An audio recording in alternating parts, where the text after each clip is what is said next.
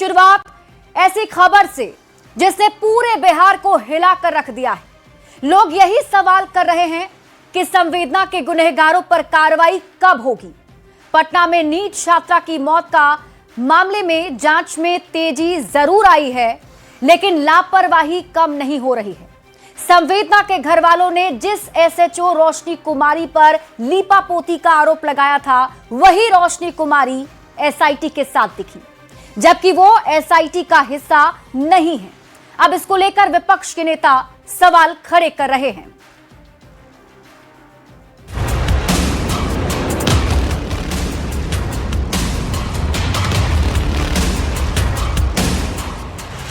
संवेदना, यही नाम दिया है हमने उस बेटी का जो डॉक्टर बनने का सपना लेकर जहानाबाद से पटना आई थी, लेकिन हैवानियत की भेंट चढ़ गई। और तो और नीट की तैयारी करने वाली संवेदना की मौत के बाद जिस ढंग से हॉस्टल संचालक, डॉक्टर और पुलिस वालों ने पूरे मामले पर पर्दा डालने की कोशिश की, वो संवेदनहीनता की पराकाष्ठा से कम नहीं। पोस्टमार्टम रिपोर्ट आने और एसआईटी के गठन के बाद जांच में तेजी जरूर आई है, लेकिन लापरवाही कम नहीं हो रही। अब देखिए इसे, ये है एसएचओ रोशनी कुमारी। संवेदना के घर वालों ने जिस एसएचओ रोशनी कुमारी पर लीपापोती का आरोप लगाया था, वही रोशनी कुमारी एसआईटी के साथ दिखी हैं, जबकि वो एसआईटी का हिस्सा नहीं है। साफ है कि जब ये लोग एसआईटी टीम के साथ घटनास्थल का मुआयना करेंगे तो निश्चित रूप से जांच को प्रभावित करेंगे। इसको लेकर विपक्ष के नेता सवाल खड़े कर रहे हैं। सवाल है कि क्या डीजीपी के आदेश का खुला उल्लंघन हो रहा है? क्या डीजीपी के आदेश को ताक पर रखकर एसआईटी जांच कर रही है? एसएचओ से लेकर के एएसपी की भूमिका जो पहले से ही है, तो फिर उनको एसआईटी टीम में रखने का क्या औचित्य है? जानकारी के लिए बता दें कि एसएचओ रोशनी कुमारी की गलत रिपोर्ट से ही पूरा केस उलझा था। इसके बाद मामले की जांच के लिए एसआईटी का गठन किया गया था। हम चाहे पाताल से खोद के निकालेंगे, लेकिन सच्चाई खोद के निकालेंगे। इसीलिए क्रॉस वेरीफाई करने के लिए एसएचओ का रहना बहुत जरूरी है। वैसे तो संवेदना के घर वालों के आरोपों पर नजर डालें तो गुनहगार 1-2 नहीं बल्कि 5-5 हैं। चित्रगुप्त नगर थाना की एसआई रोशनी कुमारी, जिसने शुरुआती जांच को ही गलत दिशा में मोड़ दिया, सुसाइड बता दिया। उसके बाद बारी थी एएसपी अभिनव कुमार की। उन्होंने भी मामले की पड़ताल किए बिना थाना प्रभारी की रिपोर्ट को मानते हुए सुसाइड बता दिया और बयान जारी कर दिया। पटना पूर्वी के एसपी परिचय कुमार ने भी अपने स्तर से कोई पड़ताल नहीं की और आंख मूंद कर बिना पोस्टमार्टम छात्रा की मौत को सुसाइड बता दिया। प्रभात मेमोरियल के डॉक्टर सतीश पर भी गंभीर आरोप लगे। उन्होंने महिला डॉक्टर का हवाला देकर रेप की घटना से इनकार कर दिया, लेकिन शरीर पर चोट बताया। और इन सब के ऊपर एसएसपी कार्तिकेय शर्मा, जिन्होंने भी रिपोर्ट को क्रॉस चेक किए बिना भरोसा कर लिया और बयान जारी कर दिया। यही वजह रही कि बार बार पुलिस की थ्योरी बदलती रही, लेकिन पीएमसीएच के पोस्टमार्टम रिपोर्ट ने सबके चेहरे को बेनकाब कर दिया। लेकिन सवाल अब भी बरकरार है कि जहानाबाद की संवेदना को कैसे मिलेगा न्याय? संवेदना के गुनहगार पर कब होगी कार्रवाई? न्यूज़ 18 के लिए पटना से अमित कुमार, विनीता मिश्रा, धर्मेंद्र कुमार और जहानाबाद से राजीव विमल के साथ ब्यूरो रिपोर्ट। और इस खबर से जुड़ी एक और बड़ी खबर आपको बता देते हैं। नीट छात्रा की मौत मामले में एसआईटी की टीम ने तलब किया है। प्रभात मेमोरियल हॉस्पिटल के डॉक्टर सतीश को तलब किया गया।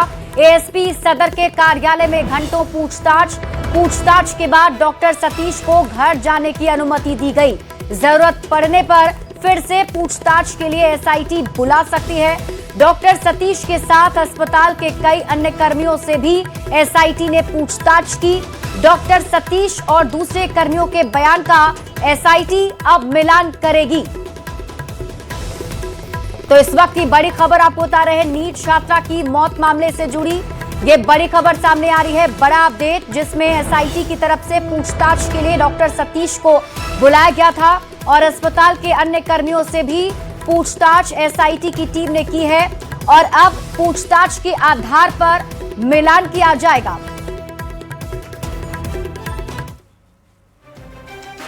वहीं देखिए, नीट की तैयारी करने वाली छात्रा संवेदना की मौत के बाद एसआईटी का गठन कर सरकार दोषियों को सजा दिलाने की बात कह रही है, जबकि विपक्ष के नेता सरकार को घेरने में लगे हुए हैं।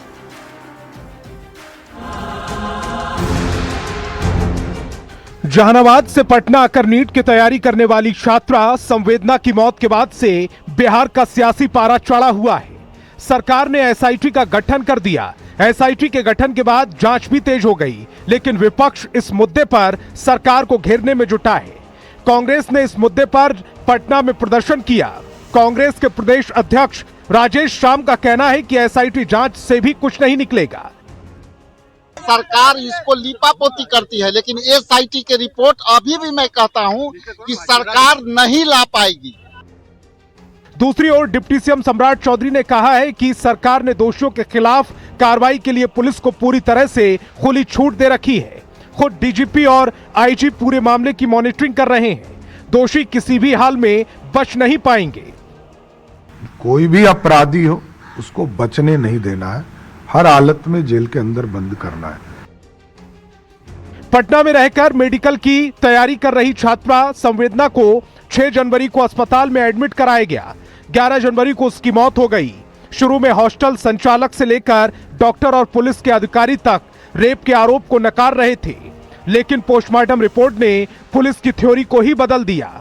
मामले की गंभीरता को देखते हुए सरकार ने एसआईटी का गठन कर दिया, लेकिन इस मुद्दे पर विपक्ष की ओर से लगातार सवाल खड़े किए जा रहे हैं। न्यूज 18 के लिए पटना से रवि एस नारायण और दिल्ली से अमितेश सिंह के साथ ब्यूरो रिपोर्ट। तो नीट छात्रा की मौत मामले में सियासत तेज हो चली है। कांग्रेस ने इस पूरे मामले में प्रदर्शन करते हुए आरोप लगाया कि बिहार सरकार छात्राओं को सुरक्षा देने में फेल है। पुलिस आरोपियों को बचाने में लगी है। सरकार को निष्पक्ष जांच करनी चाहिए। तो एनडीए ने कहा नीतीश सरकार संवेदनशील है, दोषी बख्शे नहीं जाएंगे।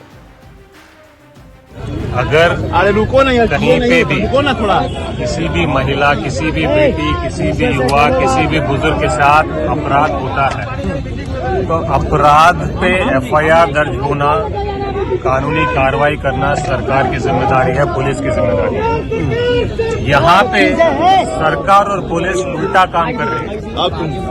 वो पीड़िता को न्याय देने में दिलचस्पी नहीं रख रही है। जिसने क्राइम किया है उसको मदद करने में लगी हुई है। क्राइम दबाना पुलिस और सरकार का काम नहीं, क्राइम बंद करना पुलिस और सरकार का काम है। प्रदर्शन तब होता है, आंदोलन तब होता है जब सरकार वहाँ का संवेदनहीन होती है, लेकिन नीतीश कुमार की सरकार संवेदनशील है और जो घटना घटी है दुखद है। अपने भी सब लोग आश्चर्यित हैं और उस पर जो भी संभव कार्रवाई है लोग कर रहे हैं। नीट छात्रा की जो हत्या हुई, सरकार ने इसको गंभीरता से लिया है और स्पेशल टास्क फोर्स गठित कर दिया गया है।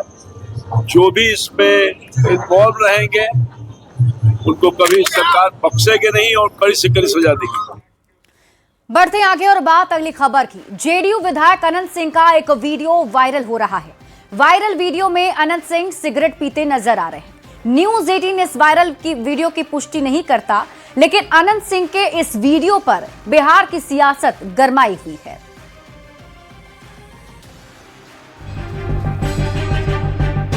ये है मोकामा से जेडीयू विधायक अनंत सिंह का वीडियो में अनंत सिंह साफ साफ सिगरेट पीते नजर आ रहे हैं।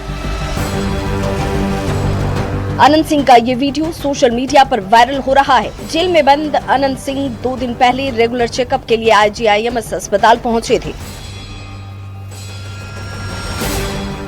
यहीं पर अनंत सिंह का सिगरेट पीते वीडियो सबके सामने आया। अनंत सिंह समर्थकों के बीच सिगरेट पीते नजर आ रहे हैं, फिर वो लिफ्ट में घुस जाते हैं। न्यूज 18 इस वायरल वीडियो की पुष्टि नहीं करता। इस वीडियो को आरजेडी की प्रवक्ता प्रियंका भारती ने एक्स पर पोस्ट किया। अब अनंत सिंह के सिगरेट पीते वीडियो पर सियासी बवाल मच गया है। स्वघोषित छोटे सरकार और नीतीश कुमार जी के दुलरुआ विधायक अनंत सिंह वही काम करते नजर आते हैं जो निषेध होता है। अस्पताल में धूम्रपान निषेध है, वो धूम्रपान करते नजर आए और फूंक में उड़ा रहे थे वो बिहार की कानून व्यवस्था को।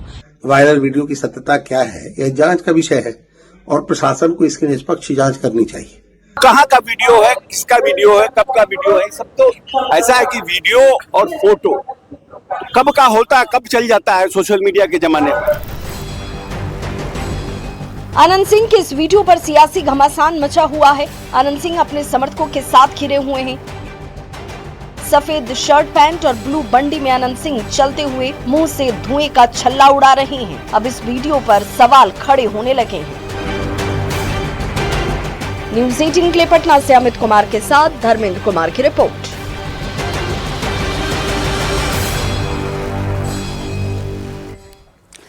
और अब बात नितिन नवीन की करेंगे, जिनका आधिकारिक रूप से बीजेपी अध्यक्ष बनना तय हो गया है। बीजेपी के राष्ट्रीय अध्यक्ष पद के लिए नितिन नवीन ने नामांकन कर दिया है। राष्ट्रीय अध्यक्ष पद के लिए केवल एक ही नाम, नितिन नवीन का नाम प्रस्तावित हुआ है।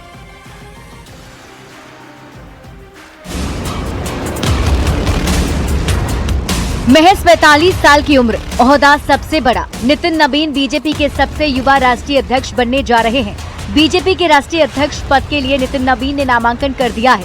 20 जनवरी को बीजेपी के नए राष्ट्रीय अध्यक्ष का औपचारिक ऐलान कर दिया जाएगा। बीजेपी को 6 साल बाद नया राष्ट्रीय अध्यक्ष मिलने जा रहा है। नितिन नवीन के नामांकन में बीजेपी के दिग्गज नेता शामिल हुए। बीजेपी हेडक्वार्टर में केंद्रीय गृह मंत्री अमित शाह, रक्षा मंत्री राजनाथ सिंह, केंद्रीय मंत्री जेपी नड्डा, नितिन गडकरी की मौजूदगी में अपना नामांकन दाखिल किया। नितिन नवीन ही एकमात्र बीजेपी अध्यक्ष के उम्मीदवार हैं। उनका निर्विरोध चुना जाना तय माना जा रहा है। ऐसे में एनडीए नेताओं का जोश हाई है। देश का अध्यक्ष बिहार से हो रहे हैं और आज भारतीय जनता पार्टी का उम्र भी 45 वर्ष है। 80 में हम बने थे। हमारे राष्ट्रीय अध्यक्ष जो बनेंगे उनका उम्र भी 45 वर्ष है। ये सुखद अवसर है। देश को युवा नेतृत्व मिला है। कार्यकर्ता से राष्ट्रीय अध्यक्ष बनने की प्रक्रिया अगर ये किसी पार्टी में संभव है तो भारतीय जनता पार्टी में ही है। बहुत खुशी की बात है सब बिहार के लोगों के लिए कि बीजेपी के राष्ट्रीय अध्यक्ष बिहार से और एक युवा राष्ट्रीय अध्यक्ष बिहार से बन के गए हैं। और हमको लगता है शायद पहली बार कोई बीजेपी के राष्ट्रीय अध्यक्ष बिहार से होके गया है। और हम लोग साथ काम भी कर रहे हैं बिहार में। यहाँ पर हम लोगों की पूरी शुभकामना है और पूरे देश के लिए और बिहार के लिए खास करके ये सुखद। माननीय नितिन नवीन जी 5 बार के विधायक हैं, बिहार सरकार में मंत्री रहे हैं, सिक्किम और छत्तीसगढ़ के प्रभारी रहे हैं। संगठन का और प्रशासन दोनों का बहुत लंबा अनुभव इनका है और नया युवा भी हैं। तो हमें लगता है कि भारतीय जनता पार्टी के राष्ट्रीय अध्यक्ष बनने के बाद विशेष करके पूरे देश में युवाओं में एक संदेश जाएगा। बीजेपी के राष्ट्रीय अध्यक्ष पद के लिए नितिन नवीन की ताजपोशी की प्रक्रिया शुरू हो गई है। अब नितिन नवीन बतौर राष्ट्रीय अध्यक्ष बीजेपी की कमान अपने हाथ में लेंगे। न्यूज़ 18 के लिए दिल्ली से अमितेश सिंह के साथ पटना से आनंद अमृतराज की रिपोर्ट। और अब बात करते हैं नीतीश कुमार की समृद्धि यात्रा की। आज यात्रा का पड़ाव सीतामढ़ी रहा, जहां सीएम ने जनसभा को संबोधित किया। उन्होंने 2025 से 30 के बीच बिहार को विकसित राज्य बनाने का संकल्प एक बार फिर से दोहराया। अगले 5 साल में 1 करोड़ युवाओं को रोजगार देने की बात कही। सीएम नीतीश कुमार ने एक बार फिर बिहार के बुरे दौर की याद भी दिलाई। नीतीश ने पिछले आरजेडी के शासनकाल की याद दिलाते हुए कहा कि पहले लोग डर से घरों से बाहर नहीं निकलते थे। लालू प्रसाद जब हटे तो अपनी पत्नी को सीएम बनवा दिया।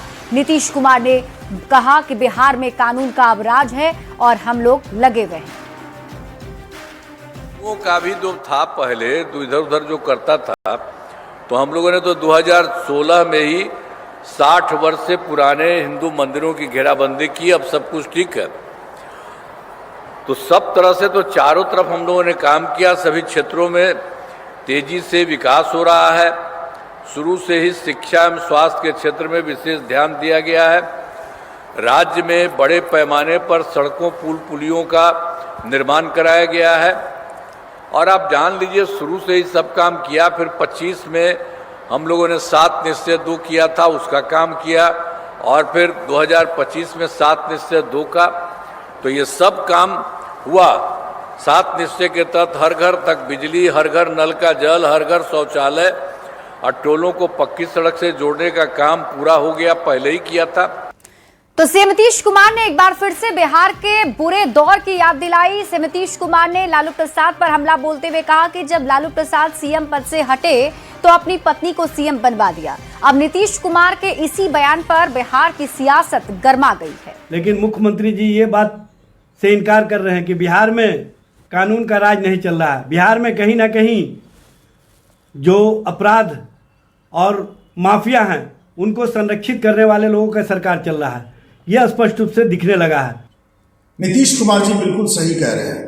2005 के पहले लोग घरों से बाहर निकलने से डरते थे और 2005 के बाद अब घरों में ही बेटियां सुरक्षित नहीं है।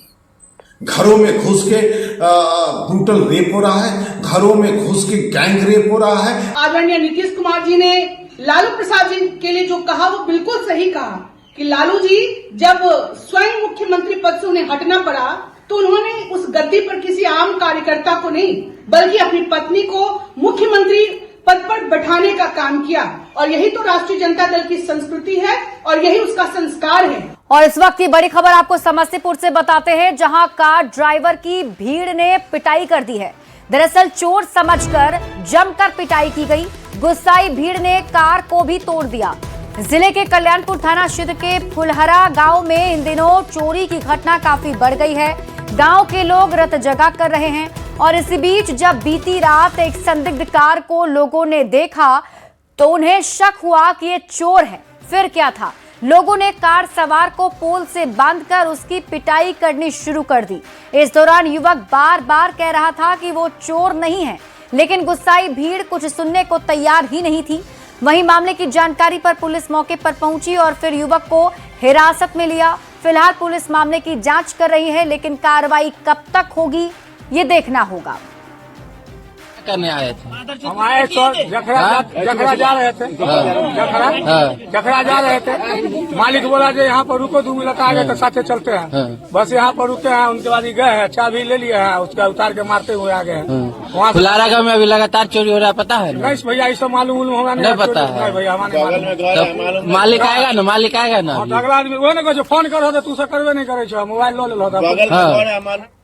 और इस बीच आपको भोजपुर से बड़ी खबर बताते हैं, जहां एक बार फिर मंदिर से मूर्तियों की चोरी मामले में गंगहर ठाकुरबाड़ी का ये मामला बताया जा रहा है, जहां से चोरों ने अष्टधातु से बनी 4 प्राचीन देवी देवताओं की मूर्तियां चोरी कर ली।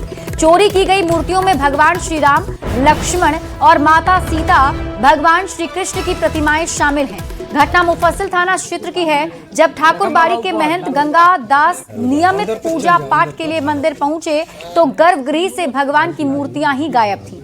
मामले की जानकारी पुलिस को दी गई है। मामले को लेकर भोजपुर एसपी मिस्टर राज ने बताया कि मूर्ति चोरी की सूचना पर पुलिस टीम तुरंत मौके पर पहुंची। मामले की गहन जांच की जा रही है और दोषियों की पहचान कर जल्द गिरफ्तारी और मूर्तियों की बरामदगी सुनिश्चित की जाएगी। घटना है और हम लोग के ये गंगहर मठिया है, जो कि इस मठिया से आसपास और गंगहर का तो लगाव है ही, तो इसमें बहुत बेशकीमती जो मूर्ति थी, जिसमें हमारे राम जी थे, लक्ष्मण जी थे, सीता मैया थी और एक लड्डू गोपाल जी थे। 4 मूर्तियां इस मठिया से चोरी हो गई है और इस तरह का कुकृत्य करने वाले को प्रशासन जल्द गिरफ्तार करे और उसको सजा दे, ताकि आगे से इस तरह का वो लोग कुकृत्य नहीं कर पाए। बड़ी खबर आपको मधेपुरा से बताते हैं, जहां तेज रफ्तार ने 2 जिंदगियां छीन ली। तेज रफ्तार कार और ऑटो की आमने सामने टक्कर में पिता और बेटी की घटनास्थल पर ही दर्दनाक मौत हो गई, जबकि 4 मासूम गंभीर रूप से घायल हो गए हैं। हादसे के बाद पूरे इलाके में चीख पुकार मच गई है। ऑटो में परिवार के 5 बच्चे सवार थे। कमरगामा के पास विपरीत दिशा से आ रही तेज रफ्तार कार ने ऑटो को जोरदार टक्कर मार दी। टक्कर इतनी भयावह थी कि ऑटो के परखच्चे उड़ गए। मौके पर ही पिता पुत्री ने दम तोड़ दिया। हादसे के बाद से परिजनों का रो रो कर बुरा हाल है। उधर से आ रहा था, मौसम में स्कॉर्पियो था, एकाएक चढ़ा दिया गाड़ी को। कौन गाड़ी था? स्कॉर्पियो था, उसका नंबर भी है मेरे पास। ये लोग कौन गाड़ी से थे? इसलिए टेम्पू पे थे। कहाँ जा रहे थे? कहाँ से? वो डंडारी आ रहे थे। और रोड एक्सीडेंट करके अभी थोड़ी देर पहले ही 6 लोग आए हैं, जिसमें एक बच्ची और एक पता चला कि उनके पिताजी, दोनों की मृत्यु वहीं पे हो चुकी है जहां एक्सीडेंट हुआ था। भागलपुर से आपको इस वक्त की बड़ी खबर बताते हैं, जहां मामूली विवाद में फायरिंग की खबर मिल रही है। जोगसर थाना क्षेत्र का ये मामला बताया जा रहा है। फायरिंग में चाय दुकानदार घायल हो गया। पुलिस ने मौके से खोखा बरामद किया है। अभी तक आरोपी की पहचान नहीं हो पाई है। भागलपुर से आपको इस वक्त की बड़ी खबर बता रहे हैं, जहां फायरिंग का मामला सामने आया है। मामूली विवाद में फायरिंग की गई। जोगसर थाना क्षेत्र का ये पूरा मामला है। आपको बता दें कि इस फायरिंग में चाय दुकानदार घायल हो गया है। मधेपुरा के मुरलीगंज नगर पंचायत क्षेत्र में एक बार फिर से प्रशासन का बुलडोजर एक्शन देखने को मिला है। सरकारी जमीन पर लंबे समय से किए गए अतिक्रमण को लेकर दुर्गा स्थान से गौशाला चौक तक अतिक्रमण हटाओ अभियान चलाया गया और इस दौरान कई लोगों द्वारा किए गए अवैध निर्माणों को पूरी तरह ध्वस्त कर दिया गया। प्रशासन की ओर से अतिक्रमणकारियों को पहले ही बार बार चेतावनी और नोटिस भी दिए गए थे, लेकिन बावजूद इसके लोगों ने सरकारी जमीन खाली नहीं की। मजबूरन प्रशासन को सख्त कदम उठाना पड़ा। सिवान से इस वक्त की बड़ी खबर मिल रही है। लूट मामले में फरार चल रहे आरोपी के घर कुर्की जब्ती की गई। बुलडोजर से दरवाजा खिड़की तोड़ दिया गया है। मामला मैरवा थाना क्षेत्र का है और ये कार्रवाई गोलू के घर पर की गई है। पुलिस ने घर में रखे सभी सामानों के साथ साथ खिड़की, दरवाजे और गेट तक उखाड़ कर कुर्क कर लिया है। अचानक हुई इस कार्रवाई से इलाके में हड़कंप मच गया और बड़ी संख्या में ग्रामीण भी मौके पर जुट गए। पुलिस का कहना है एक ज्वेलरी शॉप में 30 जनवरी 2025 को लूट हुई थी और लुटेरों ने 2 लोगों को गोली भी मारी थी। इसी मामले में गोलू आरोपी है जो फरार चल रहा है। ऐसे में अब कोर्ट के आदेश पर उसके घर कुर्की जब्ती की कार्रवाई की गई है। तो इस वक्त की बड़ी खबर आपको सिवान से बता रहे हैं। तस्वीरें भी आपके टीवी स्क्रीन पर आपको दिखा रहे हैं, जहां देखिए अपराधी के घर पर बुलडोजर चला है। कोर्ट के आदेश के बाद प्रशासन ने ये एक्शन लिया है। बाढ़ के मोकामा प्रखंड का पूर्वी इलाका भीषण कटाव की चपेट में आ गया है। गंगा नदी के रौद्र रूप से सीआरपीएफ घाट से लेकर आदर्श ग्राम ओंटा तक का इलाका कटाव का दंश झेल रहा है। कटाव से पहले ही सीआरपीएफ का शौर्य वन गंगा नदी के गर्भ में समा चुका है। अब मोकामा के ओंटा ग्राम पर भी कटाव का गंभीर संकट मंडराने लगा है। गंगा नदी के इस कहर से वो दिन अब दूर नहीं दिख रहा कि एक कटाव गांव को भी प्रभावित करेगा। ग्रामीणों ने अधिकारियों को पत्र लिखकर इस कटाव की रोकथाम की गुहार लगाई है। जब से हम देख रहे हैं, लगभग मेरा उम्र 45-46 साल है, पहला मरतबे इतना भारी कटाव हुआ। अभी मैंने 40 फीट से नीचे गड्ढा हो गया है गंगा जी। सौरवन सीआरपी का था, वो भी डूब गया, पूरा कट गया। बहुत सुंदर बनाया गया था सौरवन, किसानों का भी जमीन था। इस स्थिति बहुत खतरनाक है। हमने ऊपर अपने अफसरों को जहां सूचना देना था उनके माध्यम से हमने सूचना दिया है। अगर इसी तरह रहा तो आने वाले दिनों में हो सकता है गांव में भी खतरा, हाँ, गांव पर भी खतरा हो जाएगा। गांव में सर नहाने नहीं आता है, क्या डर से नहीं आता नहाने के लिए। औंटा तरफ जाता है नहाने के लिए, जी हाँ, बना हुआ थोड़ा घर। लगातार मिट्टी कर रहे तो गांव को खतरा नहीं है कि मिट्टी कट रहा, आने वाले समय में और मिट्टी कटे? गांव वाला क्या खतरा है सर, गांव वाला यहाँ तो लोग बोलता है कि कटवे करेगा। और इस वक्त की बड़ी खबर आपको किशनगंज से बताते हैं, जहां डंपर और ट्रक की आमने सामने टक्कर के बाद आग लग गई। इस हादसे में 3 लोगों की मौत हो गई है, जिसमें एक घायल भी बताया जा रहा है। ठाकुरगंज प्रखंड अंतर्गत सुखानी थाना क्षेत्र की घटना है। घंटों मशक्कत के बाद आग पर काबू पाया गया। तस्वीरें घटनास्थल की आपके टीवी स्क्रीन पर आपको दिखा रहे हैं, जहां देखें किस तरीके से आमने सामने की टक्कर हो गई एक ट्रक और डंपर की, जिसकी वजह से आग भी लग गई गाड़ी में। और फिर फायर ब्रिगेड की टीम मौके पर पहुंची। कड़ी मशक्कत के बाद आग पर काबू पाया गया।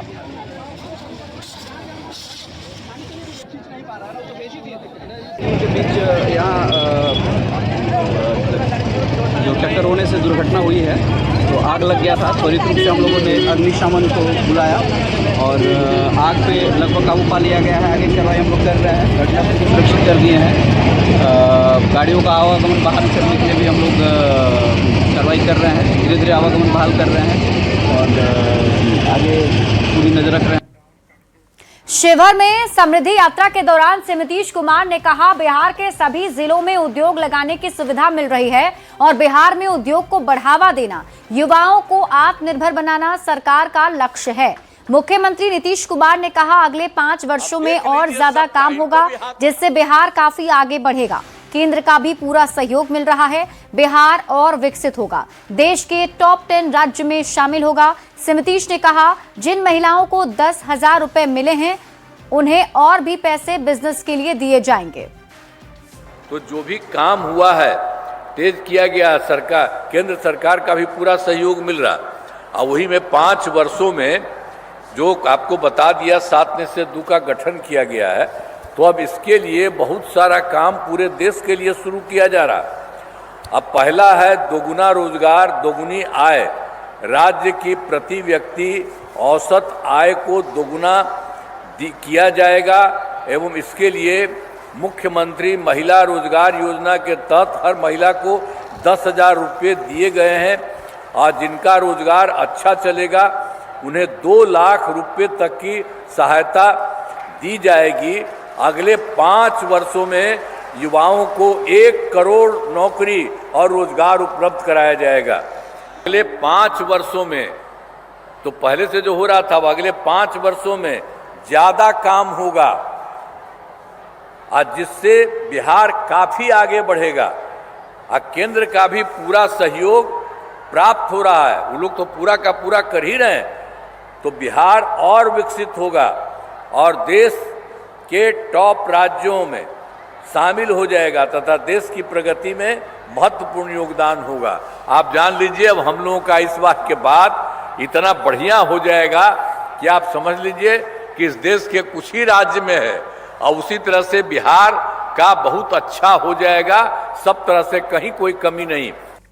बीते 6 जनवरी को पटना के शंभू हॉस्टल में नीट की छात्रा की हुई मौत का मामला अभी ठंडा भी नहीं पड़ा था कि अब औरंगाबाद जिले की बेटी की संदिग्ध मौत ने जिले को न सिर्फ झकझोर कर रख दिया है बल्कि बेटियों की सुरक्षा पर कई सवाल खड़े कर दिए हैं। पटना के गांधी मैदान थाना क्षेत्र स्थित परफेक्ट गर्ल्स पीजी हॉस्टल में रहकर पढ़ाई कर रही 16 साल की छात्रा की मौत को लेकर परिजनों ने सवाल खड़े किए हैं। इसे आत्महत्या का मामला मानने से इनकार करते हुए परिजनों ने साजिशन हत्या का आरोप लगाया है। मामले से जुड़े घटनाक्रम और सामने आ रहे तथ्यों ने न केवल पुलिस जांच पर बल्कि छात्राओं की सुरक्षा व्यवस्था पर भी गंभीर सवाल खड़े कर दिए हैं। तो बड़ी खबर आपको बता रहे हैं। अभी देखिए, पटना में ये मामला चल ही रहा है। इस पूरे मामले को लेकर जांच पड़ताल हो ही रही थी कि औरंगाबाद से अब बड़ी खबर सामने आ रही है। औरंगाबाद में की बेटी की संदिग्ध मौत की खबर मिल रही है। पटना के पीजी हॉस्टल में मौत हो गई है। अब परिजनों ने कई सवाल भी खड़े किए हैं और अभी बताया जा रहा है कि 16 साल की छात्रा थी जिसकी मौत हुई है, औरंगाबाद की रहने वाली थी। साजिश के तहत हत्या का आरोप परिजन की तरफ से लगाया जा रहा है। आत्महत्या का आरोप पहले कहा जा रहा था, लेकिन यह भी कहा जा रहा है जो परिजन है कि हत्या साजिशन बेटी की गई है। पटना के पीजी हॉस्टल में मौत की खबर है। तो इस वक्त की बड़ी खबर आपको बता रहे हैं, जहां एक तरफ नीट छात्रा मौत मामले की जांच पड़ताल चल ही रही है, इसी बीच एक और बड़ी खबर राजधानी पटना से ही, जहां एक और बेटी की मौत की खबर है।